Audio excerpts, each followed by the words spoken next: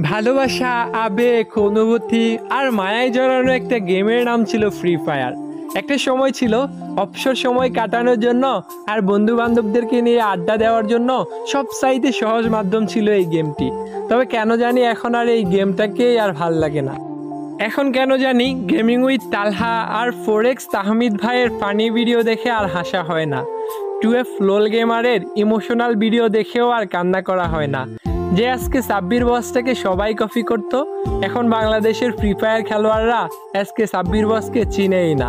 রক্সম্যান gaming, Jewel the noob gamer, তারা আর আগের মতো ফ্রি ফায়ারের আননোন ফ্যাক্টস খুঁজে পায় না। ফ্রি ফায়ার কমিউনিটি নিয়ে এখন আর সাদিকুল ভাই আগের মতো রোস্টিং করে না।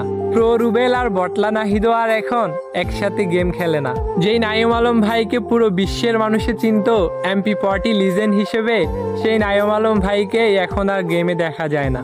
কতদিন হয়ে গেছে গেমিং উইথ জিহাদ ভাইয়ের সেই বিখ্যাত ডায়লগ ভাই সাব দেখা হয় না তার ফানি সব কাস্টমগুলো।